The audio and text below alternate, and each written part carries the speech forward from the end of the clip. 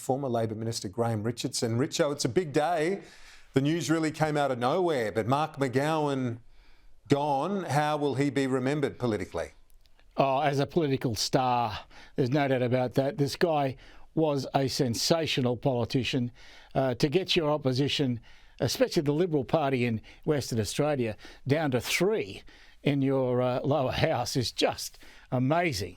And that would suggest to me that McGowan had a skill way beyond that of most politicians and a vision as well. I think this guy was one of the great politicians of the era in which I have lived. It's unusual to see a politician that popular.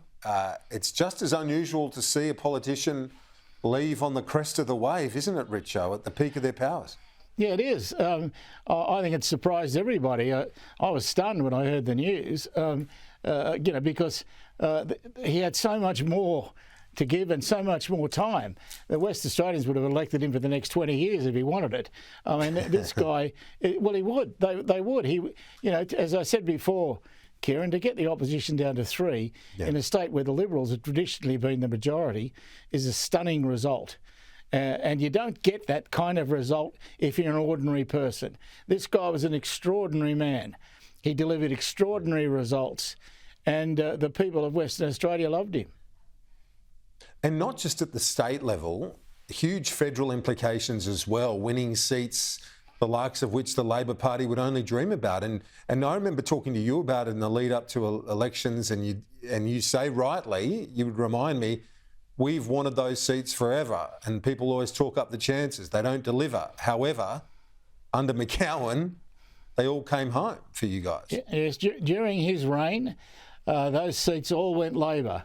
It was amazing to watch it. And I think it's, along with Brian Burke, he stands as one of those sort of great Labor stalwarts in Western Australia who can win government no matter what the situation is around them. What about the way forward now? Would Anthony Albanese be a bit concerned about the prospects in WA with McGowan gone?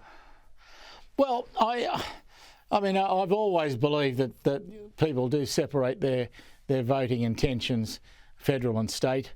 I think it's only occasionally there's a crossover.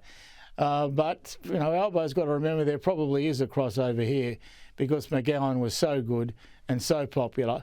That I think he lifted Labor right across the state, their vote, whether you're talking state or federal. So, yeah, I think McGowan going is a bit of a worry for Labor and for holding seats and winning seats in Western Australia.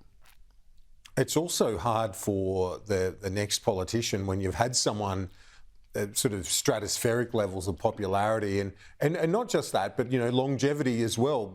You think back to the likes of Peter Beattie, followed by Anna Bligh, or Bob Carr, followed by Morris Yema. It's just that they're a hard act to follow, particularly when you look at someone like Beattie, like Carr, and now like McGowan, who've left at a time of their own choosing.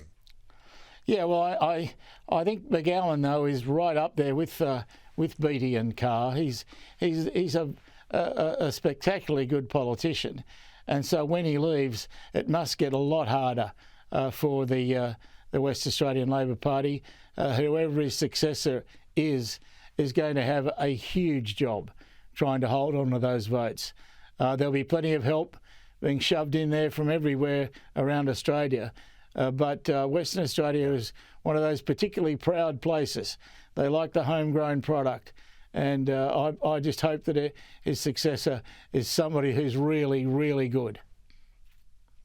Richo, they'll need to be. Thank you for that as always. Talk to you soon. Good on you, mate.